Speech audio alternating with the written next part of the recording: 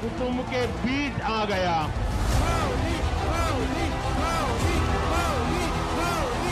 दुनिया की fastest growing large economy है, वो है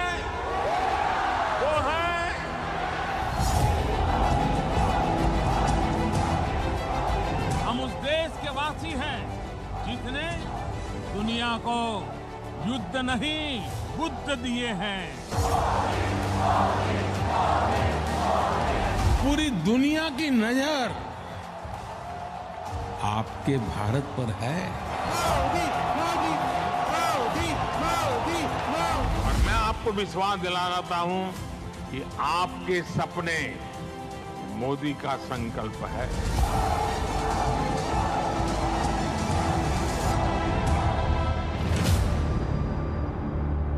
Ladies and gentlemen, the moment we've all been waiting for is upon us. Please put your hands together for our chief guest at the News9 Global Summit, the Honorable Prime Minister of India, Shri Narendra Modi. Let's have a huge round of applause for the Prime Minister, ladies and gentlemen.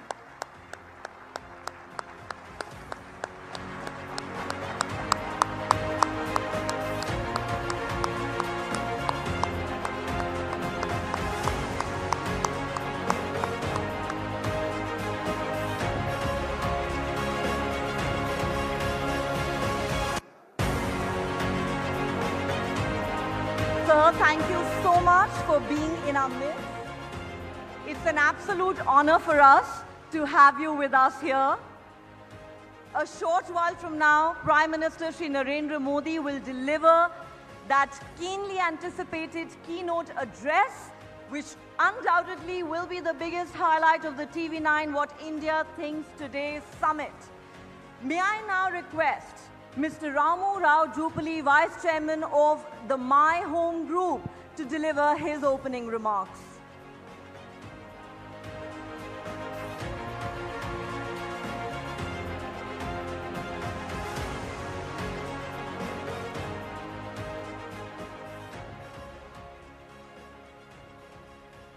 The Honorable Prime Minister of India, Shri Narendra Modi ji, ladies and gentlemen. It is our great privilege that we have our Honorable Prime Minister ji this evening with us at the News9 Global Summit. Prime Minister Modi ji is someone who has captured the imagination of millions of people, not just in India, but across the globe. He is more than just a political figure. He is an inspiration, a visionary, and a global leader. He is an inspiration for India's young generation like mine. Our Prime Minister's ability to connect with the youth is unmatched. He deeply understands the aspirations of our youth, their challenges, and their dreams. He serves as an example of what any youth in India can achieve with his dedication, determination, and vision. As we look to the future, to a Viksit Bharat, let us draw inspiration from his leadership and work together to build a better, brighter tomorrow for India and the world. Sir, on behalf of TV9 Network family, I pledge support to your vision of a Viksit Bharat. Thank you once again, sir, for blessing this event with your august presence. With that, let me invite TV9 MD and CEO Barun Das to deliver the formal welcome speech. Thank you.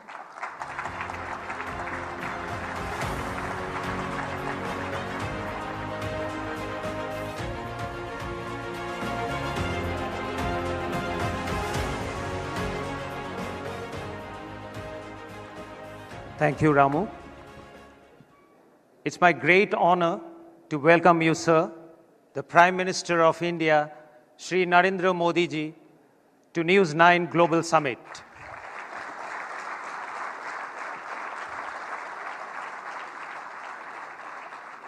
The theme that we have chosen for this year's summit is India poised for the next big leap. And it is our great privilege that the man who has led 1.4 billion people to a point where we are gearing up for the next big leap is present amongst us to share his vision of Viksit Bharat.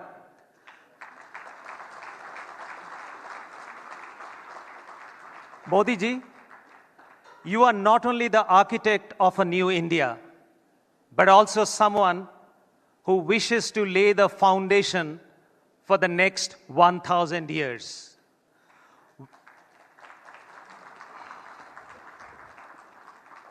We live in an era where in democracies, the longevity of a leader is often not even a full term. And here, you have a leader whose vision spreads well beyond a decade to a millennium. Scottish historian and philosopher Thomas Carlyle once said, and I quote, "The history of the world is but the biography of great men." There is absolutely no doubt that the profound changes Modi ji has brought about have forever rewritten India's destiny. Sir, I would like to share my 3 Modi mantras with you. The first is return on governance. The second is Modi multiplier. And the third is CDR. No, I'm not talking about corporate debt restructuring, but citizen DNA reset. Sir, let me allow me to explain these 3 mantras in short, starting with return on governance. Prime Minister, sir, when you came to power in 2014, the people of India gave a clear mandate to your brand of governance. You have made good governance a way of being, not just for yourself, sir, but for everyone else in our sphere. The trust the people of India has in your brand of governance, that has only been growing ever since. That brings me to the second mantra, which I call the Modi multiplier. With Modi ji, every idea, every concept that he champions, there is a multiplier effect. There are innumerable development schemes that prove my point. For instance, for farmer alone, over 25 schemes have been launched, covering every aspect of their lives. It would take me the whole evening just to name them all. The point to note is that the Modi multiplier is about designing policies in a manner where each policy compounds the effect of the others, where benefits are always focused on the very bottom of the pyramid. Specifically for farmers, women, youth, and the poor, the 4 castes, as you call them, sir. Now the third and possibly the most important mantra that you have gifted us, sir, that is CDR, Citizen DNA Reset. The Citizen DNA Reset is evident in every Indian like me who has gone from can we to we can to now we will in just a matter of 10 years. Our DNA has been reset to take the next big leap, sir.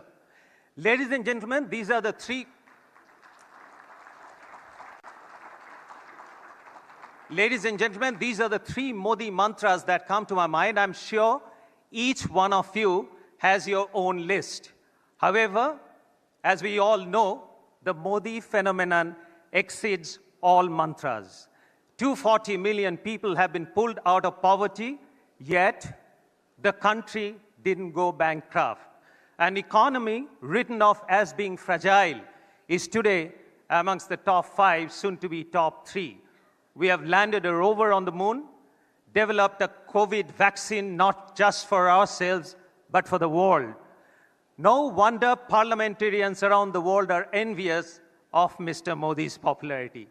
Nowadays, whenever I travel abroad, the conversation starter is you, sir. People abroad want to know about you as a leader and what makes you so popular with us Indians. Most of them find it mystifying that a political leader could be so popular at a time of growing skepticism. Under the Prime Minister's leadership, India is assertive without being aggressive. Your message to the world, sir, is loud and clear that the new India is neither aligned nor non-aligned. At the same time, you have emerged as a global peace champion with your clear message that this is not an era of war. What's more, Prime Minister, sir, under your leadership, India is lending its voice to the vast global poor who have historically been marginalized. You have shown, sir, that progress and development need not be a zero-sum game, that it can be a win-win for all. That is the sort of global statesman that the world badly needs today. Modi ji, India is fortunate to have you at the helm. With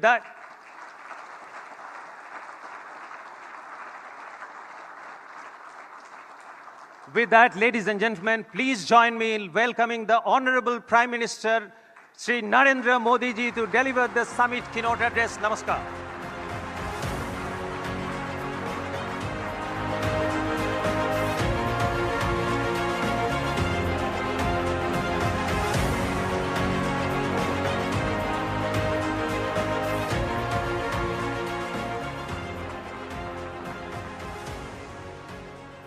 हमारे यहाँ पुराने ज़माने में युद्ध में जाने से पहले बहुत जोरों की दुंदुभी बजाई जाती थी, बड़े ब्यूगल बजाए जाते थे ताकि जाने वाला जरा जोश में जाए।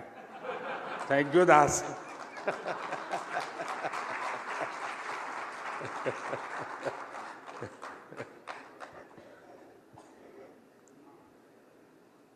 TV9 के सभी दर्शकों को मेरा नमस्कार और यहाँ उपस्थित आप सबको भी। मैं अक्सर भारत की डाइवर्सिटी की चर्चा करता रहता हूँ। इस डाइवर्सिटी को TV9 का न्यूज़ रूम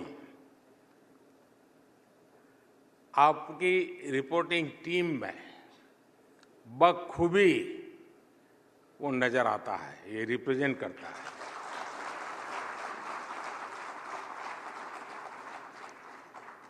TV9 के अनेक भारतीय भाषाओं में मीडिया प्लेटफॉर्म्स हैं। आप भारत की वाइब्रेंट डेमोक्रेसी उसके प्रतिनिधि भी हैं। मैं अलग अलग राज्यों में अलग अलग भाषाओं में TV9 में काम करने वाले सभी पत्रकार साथियों का, आपकी टेक्निकल टीम का बहुत बहुत अभिनंदन करता हूं। साथियों, आज TV9 की टीम ने इस समिट के लिए बड़ा इंटरेस्टिंग टॉपिक चुना है। India poised for the next big leap. और बिग लीप तो हम तभी ले सकते हैं जब हम जोश में हो, ऊर्जा से भरे हुए हो। कोई हताश निराश देश हो या व्यक्ति बिग लीप के बारे में सोच ही नहीं सकता। ये थीम ही अपने आप में ये बताने के लिए काफी है कि आज का भारत का आत्मविश्वास किस ऊंचाई पर है, आकांक्षा क्या है। अगर आज दुनिया को लगता है कि भारत एक बड़ा लीप लेने के लिए तैयार है, तो उसके पीछे 10 साल का एक पावरफुल लॉन्च पैड है।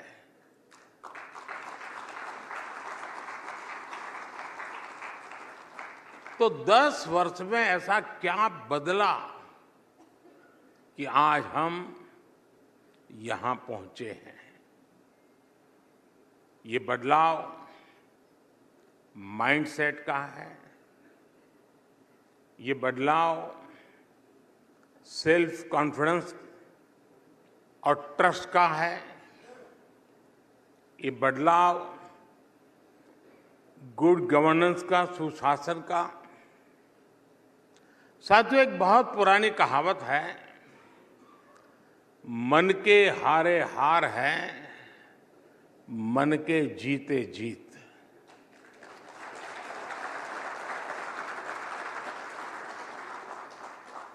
अभी दास का मैं एक कोट सुन रहा था, लेकिन मैं उसमें थोड़ा डिफर करता हूं। उन्होंने कहा कि इतिहास एक प्रकार से बड़े महानुभावों की बायोग्राफी होती है। कि हो सकता है पश्चिम की सोच हो, हिंदुस्तान में सामान्य मानवी की बायोग्राफी वही इतिहास होता है।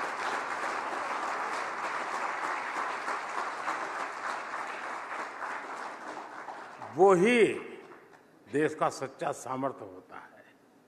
और इसलिए बड़े लोग आए चले गए, देश अजरा अमर रहता है।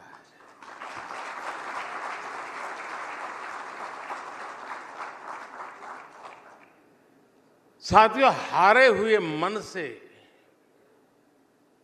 विजय मिलनी बहुत मुश्किल है। इसलिए पिछले 10 साल में माइंडसेट में जो बदलाव आया है, जो लीप हमने लिया है, वो वाकई अद्भुत है। आज के बाद दशकों तक जिन्होंने सरकार चलाई,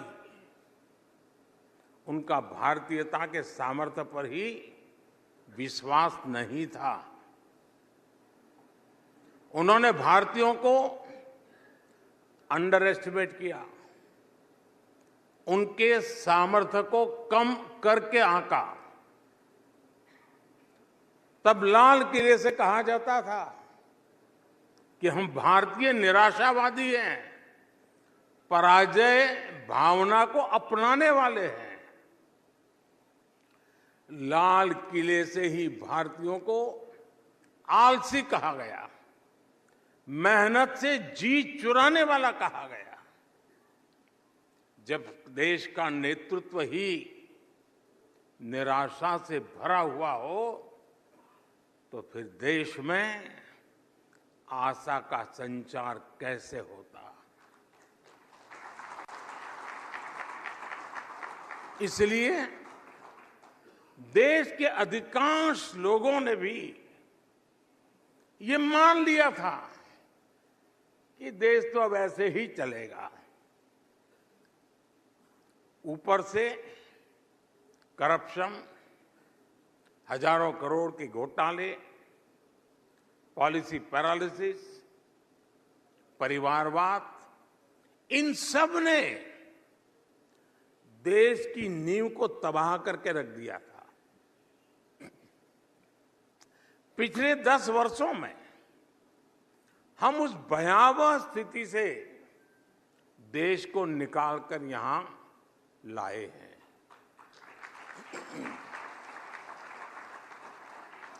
सिर्फ 10 साल में भारत दुनिया की टॉप 5 अर्थव्यवस्था में आ गया है। आज देश में जरूरी नीतियां भी तेजी से बनती हैं और निर्णय भी उतनी ही तेजी से लिए जाते हैं। माइंडसेट में बदलाव ने कमाल करके दिखा दिया है। 21वीं सदी के भारत ने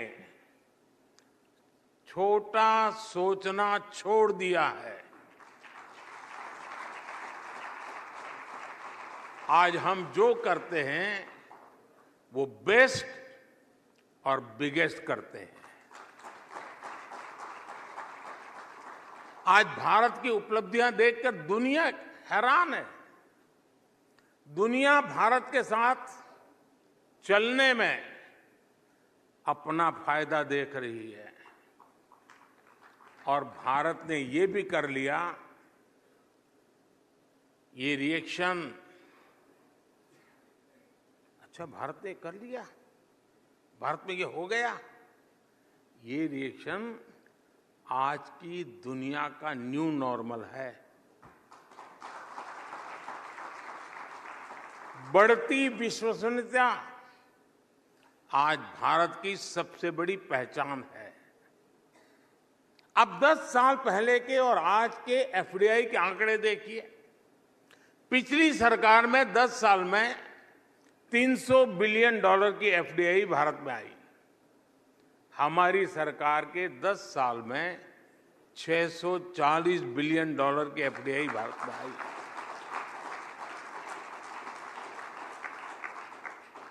दस साल में जो डिजिटल क्रांति आई है, कोरोना के समय में वैक्सीन पर जो भरोसा बैठा है, आज टैक्स देने वालों की बढ़ती हुई संख्या हो, ये चीजें बता रही हैं कि भारत के लोगों का सरकार और व्यवस्था पर भरोसा बढ़ रहा है। मैं आपको एक और आंकड़ा देता हूं। यहां इस हॉल में ज्यादातर लोग ऐसे होंगे जो म्यूचुअल फंड में इन्वेस्ट करते होंगे।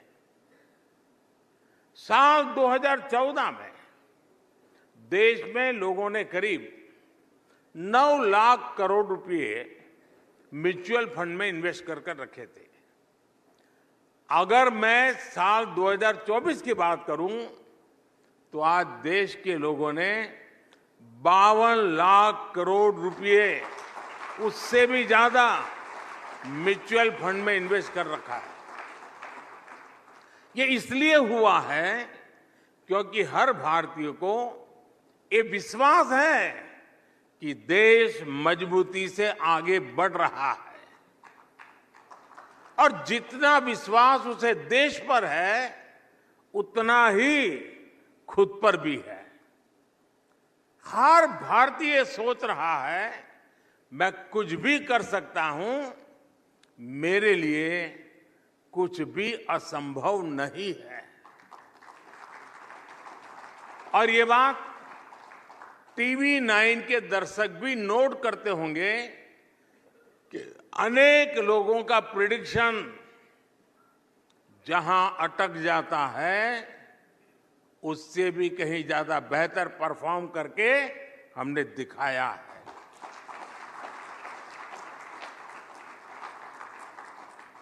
साथियों, आज इस माइंडसेट और ट्रस्ट में परिवर्तन का सबसे बड़ा कारण हमारी सरकार का वर्क कल्चर है, गवर्नेंस है। वही अफसर हैं, वही ऑफिस है, वही व्यवस्था है, वही फाइलें हैं, लेकिन नतीजे कुछ और आ रहे हैं। सरकार के दफ्तर आज समस्या नहीं, देशवासियों के सहयोगी बन रहे हैं। ये व्यवस्था आने वाले समय के लिए गवर्नेंस के नए आदर्श स्थापित कर रही है। साथियों, भारत के विकास को गति देने के लिए, बिग लीप लेने के लिए ये बहुत जरूरी था कि जिस गियर पर पहले भारत चल रहा था, उस गियर को बदला जाए। पहले ही सरकारों में भारत किस तरह रिवर्स गियर में था, मैं आपको कुछ उदाहरण देता हूं। यूपी में 80 के दशक में सरयू नहर परियोजना का शिलान्यास हुआ था। ये परियोजना 4 दशक तक अटकी रही। 2014 में सरकार बनने के बाद हमने इस परियोजना को तेजी से पूरा किया। सरदार सरोवर योजना, उस परियोजना का शिलान्यास तो पंडित नेहरू ने 60 के दशक में किया था। 60 साल तक सरदार सरोवर डैम का काम ऐसे ही लटका रहा। सरकार बनने के बाद 2017 में हमने इस डैम का काम पूरा करके इसका लोकार्पण किया। महाराष्ट्र की कृष्णा कोयना परियोजना भी 80 के दशक में प्रारंभ हुई थी। साल 2014 तक ये भी ऐसे ही लटकी हुई थी। इस डैम का काम भी हमारी ही सरकार ने पूरा करवाया। साथियों, बीते कुछ दिनों में आपने अटल टनल के आसपास बस बर्फबारी की बहुत शानदार तस्वीरें देखी है। अटल टनल का शिलान्यास हुआ था 2002 में। 2014 तक ये टनल भी अधूरी लटकी हुई रही। इसका काम भी पूरा कराया हमारी सरकार ने और इसका 2020 में लोकार्पण किया गया। असम का बोगीबील ब्रिज भी आपको याद होगा। ये ब्रिज भी 1998 में स्वीकृत हुआ। सरकार में आने के बाद हमने इसे तेजी से पूरा कराया और 20 साल बाद 2018 में इसका लोकार्पण किया। ईस्टर्न डेडिकेटेड फ्रेट कॉरिडोर साल 2008 में स्वीकृत किया गया। ये प्रोजेक्ट भी लटकाता रहा और 15 साल बाद 2023 में हमने इसे पूरा कराया। मैं आपको ऐसे कम से कम 500 प्रोजेक्ट गिना सकता हूं। ऐसे सैकड़ों प्रोजेक्ट्स को 2014 में हमारी सरकार आने के बाद तेजी से पूरा कराया गया। प्रधानमंत्री कार्यालय में टेक्नोलॉजी की मदद से हमने एक आधुनिक व्यवस्था विकसित की है। प्रगति के नाम से है।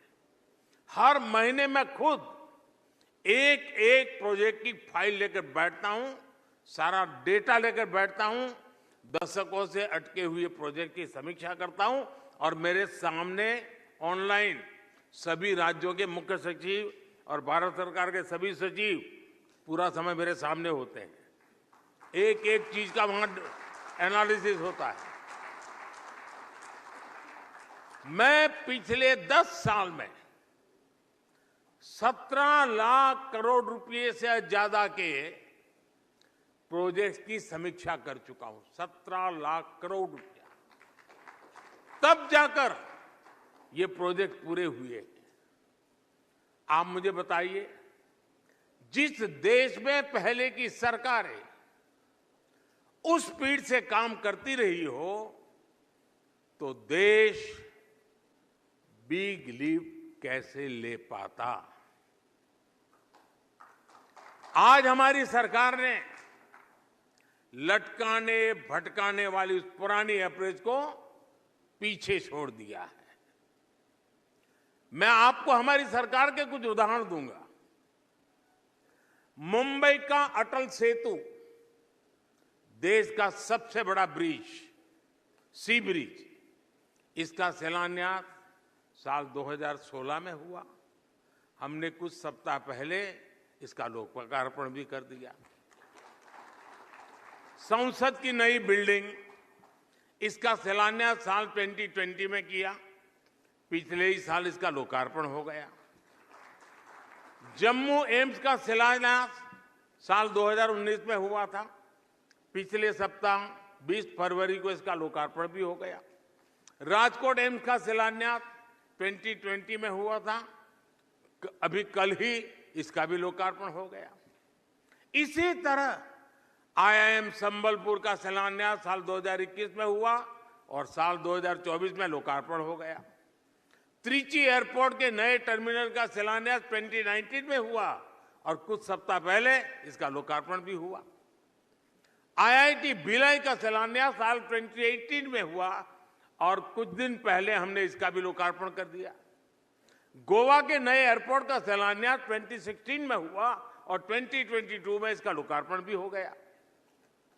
लक्षद्वीप तक समुद्र के नीचे ऑप्टिकल फाइबर बिछाना बहुत चैलेंजिंग माना जाता था। इस काम को हमने 2020 में शुरू करवाया और कुछ सप्ताह पहले इसे पूरा भी कर दिया। बनारस की बनास डेयरी का शिलान्यास साल 2021 में हुआ और कुछ दिन पहले इसका लोकार्पण हुआ। कल ही आपने द्वारिका में सुदर्शन सेतु की शानदार तस्वीर देखी है। हिंदुस्तान का सबसे लंबा केबल ब्रिज देश की शान बढ़ा रहा है। इसका भी शिलान्यास हमारी सरकार ने साल 2017 में किया था। मैं जो मोदी की गारंटी की बात करता हूं ना, उसका एक पहलू ये भी है।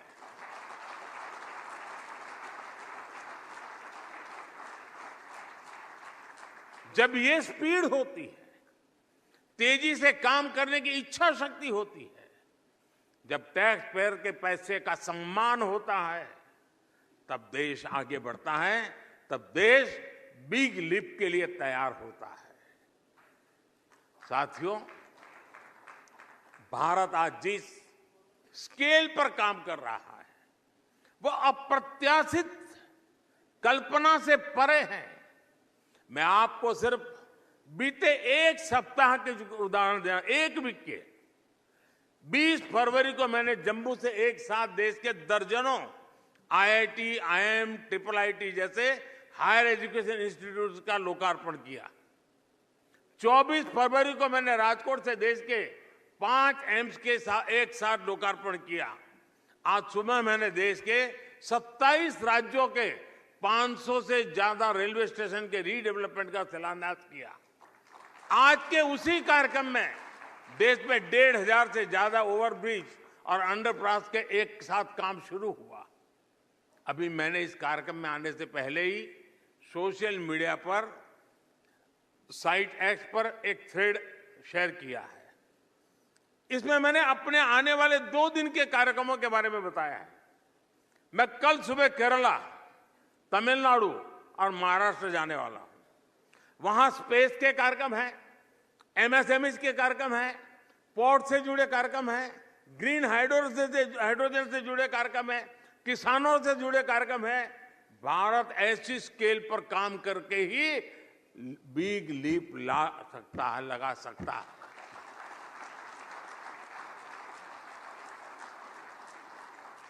हम पहली, दूसरी, तीसरी औद्योगिक क्रांति में पीछे रह गए। अब हमें चौथी औद्योगिक क्रांति में दुनिया का नेतृत्व करना है। और इसके लिए भारत में हर रोज हो रहे विकास कार्यों से देश की रफ्तार को ऊर्जा मिल रही है।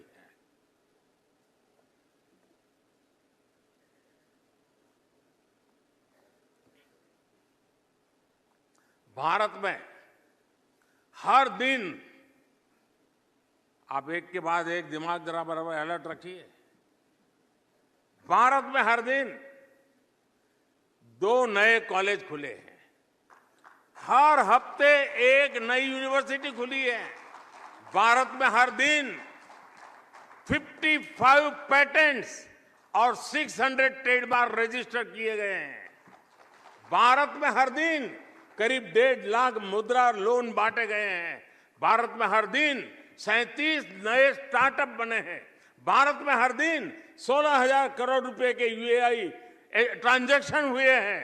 भारत में हर दिन 3 नए जन औषधि केंद्रों की शुरुआत हुई है। भारत में हर दिन 14 किलोमीटर रेलवे ट्रैक का निर्माण हुआ है। भारत में हर दिन 50,000 से अधिक LPG गैस कनेक्शन दिए गए हैं। भारत में हर सेकंड एक नल से जल का कनेक्शन दिया गया है। भारत में हर दिन 75,000 लोगों को गरीबी से बाहर निकाला गया है।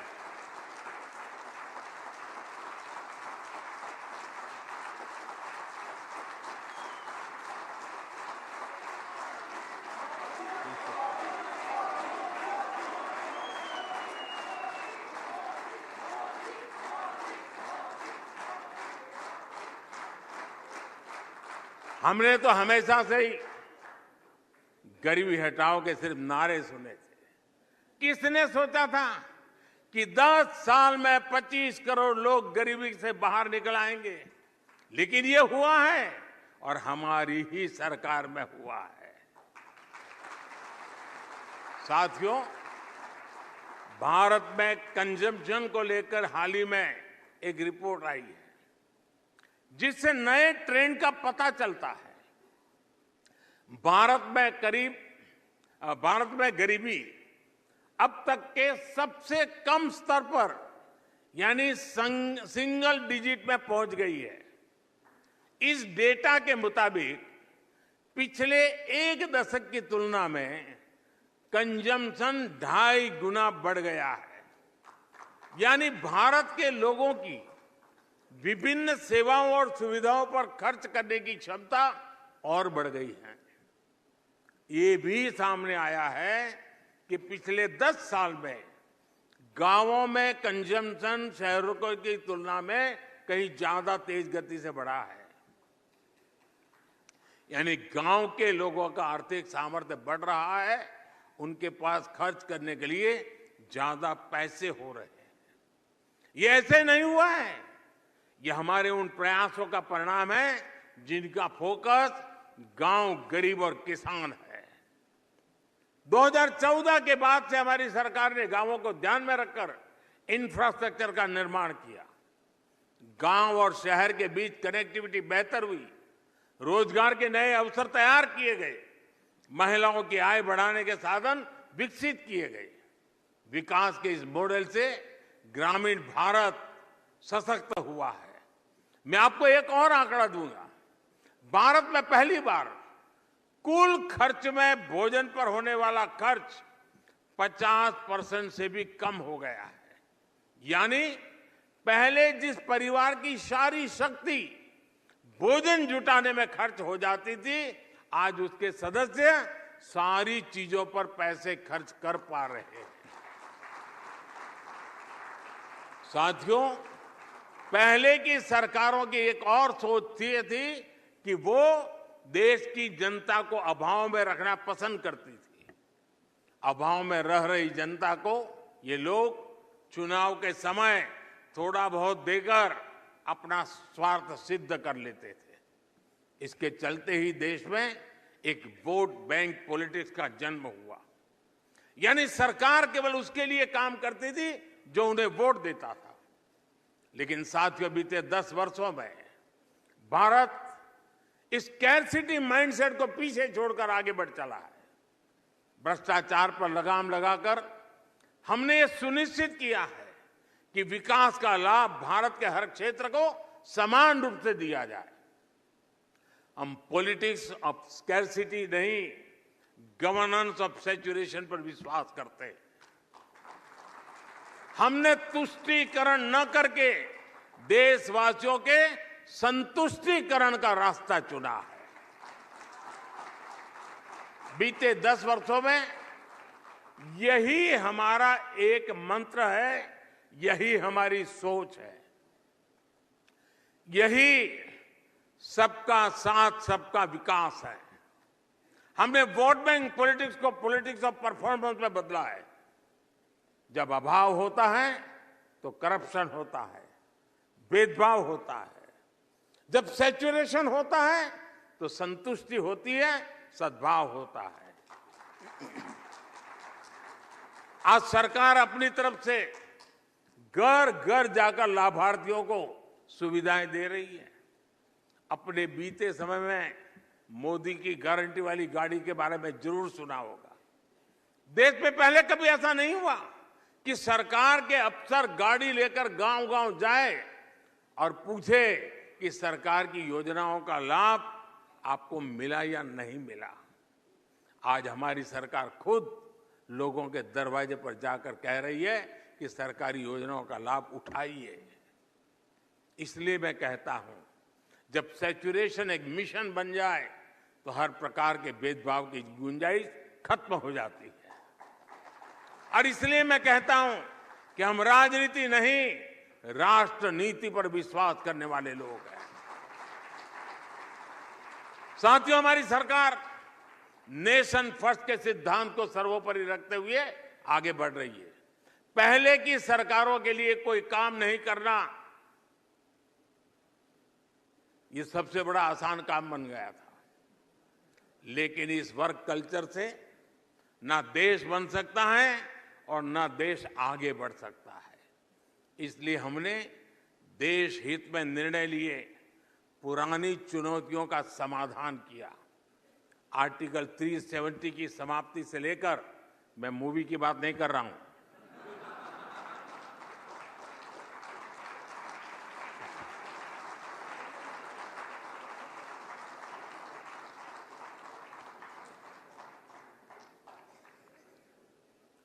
आर्टिकल 370 की समाप्ति से लेकर राम मंदिर निर्माण तक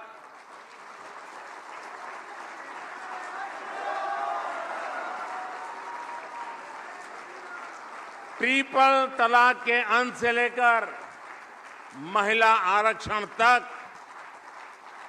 वन रैंक वन पेंशन से लेकर चीफ ऑफ डिफेंस स्टाफ का पद तक सरकार ने नेशन फर्स्ट की सोच के साथ ऐसे हर अधूरे काम पूरे किए।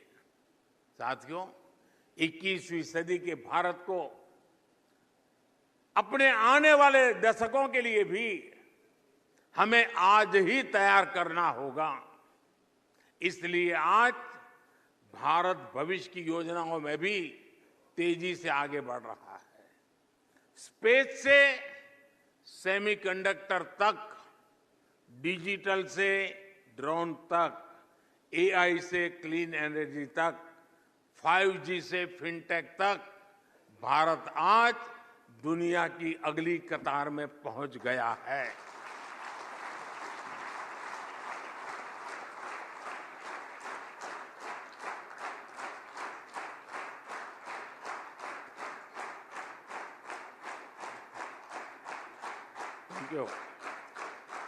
भारत आज ग्लोबल वर्ल्ड में डिजिटल पेमेंट्स की सबसे बड़ी ताकतों में से एक है। भारत आज फिनटेक एडॉप्शन रेट में सबसे तेजी से बढ़ता देश है। भारत आज चंद्रमा के दक्षिण ध्रुव पर उतरने वाला पहला देश है। भारत आज सोलर इंस्टॉल्ड कैपेसिटी में दुनिया के अग्रणी देशों में से एक है। भारत आज 5G नेटवर्क के विस्तार में यूरोप को भी पीछे छोड़ चुका है। भारत आज सेमीकंडक्टर सेक्टर में भी तेजी से आगे बढ़ रहा है। भारत आज ग्रीन हाइड्रोजन जैसे फ्यूचर के फ्यूल पर तेजी से काम कर रहा है। आज भारत अपने उज्जवल भविष्य के लिए दिन रात मेहनत कर रहा है। भारत फ्यूचरिस्टिक है और इसलिए आज जब सब लोग कहने लगे हैं इंडिया इज द फ्यूचर, आने वाला समय और महत्वपूर्ण है। आने वाले 5 साल बहुत महत्वपूर्ण है। और मैं ये सुज्ञ ऑडियंस यहाँ बैठा है और बड़ी जिम्मेवारी के साथ कहता हूं, हमारे तीसरे कार्यकाल में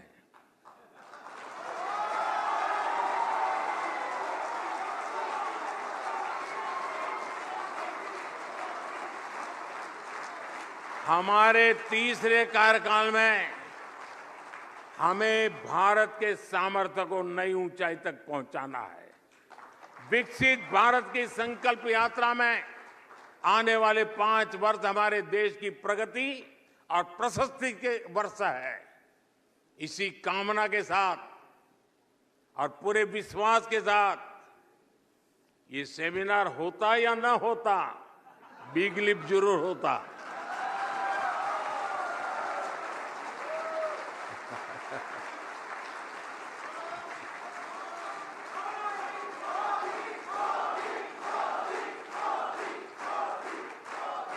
इतना फायदा जरूर हुआ कि आपने बिग लिप का कार्यक्रम रखा तो मुझे भी अपने लिप खोलने का मौका मिल गया।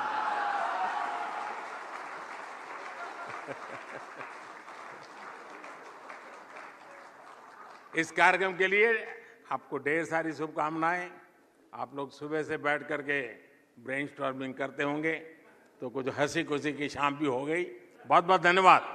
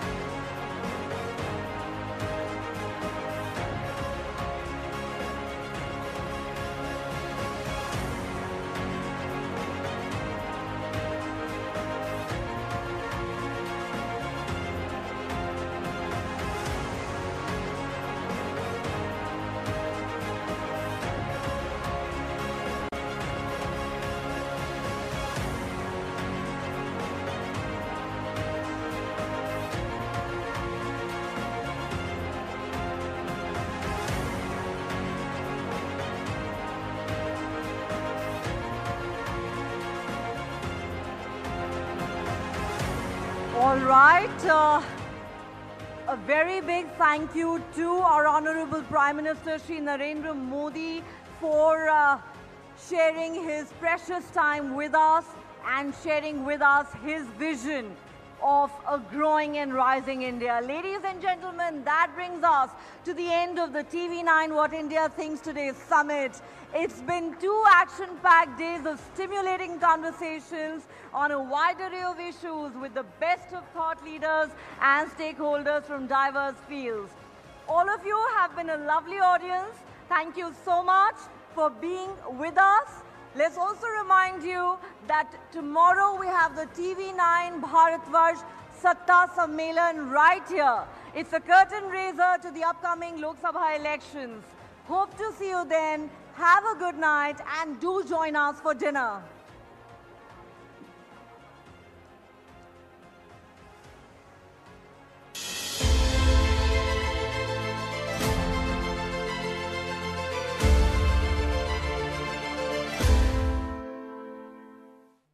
Ladies and gentlemen, the Honorable Prime Minister of India, Shri Narendra Modi, is here.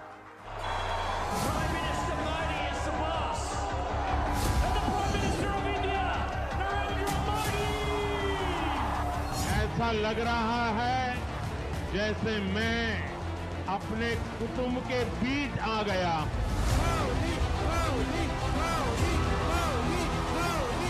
दुनिया की फास्टेस्ट ग्रोइंग लार्ज इकोनॉमी है, वो है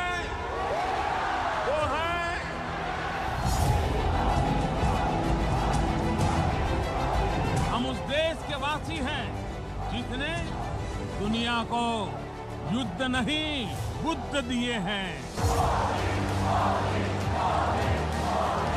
पूरी दुनिया की नजर आपके भारत पर है। और मैं आपको विश्वास दिला रहा हूं कि आपके सपने मोदी का संकल्प है।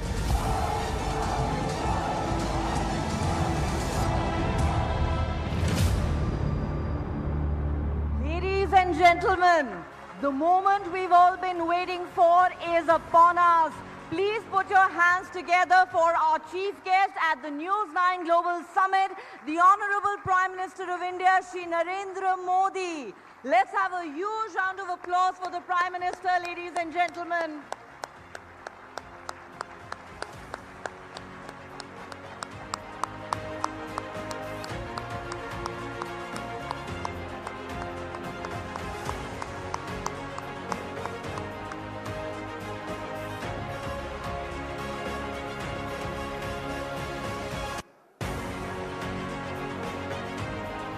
Sir, thank you so much for being in our midst.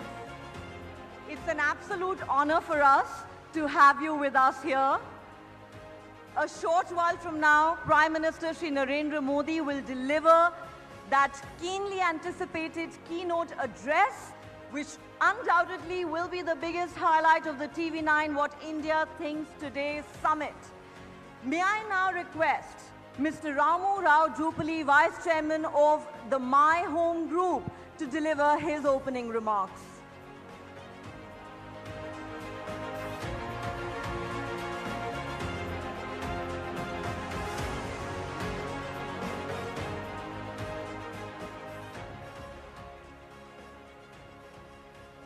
The Honorable Prime Minister of India, Shri Narendra Modi ji, ladies and gentlemen, it is our great privilege that we have our Honorable Prime Minister ji this evening with us at the News9 Global Summit.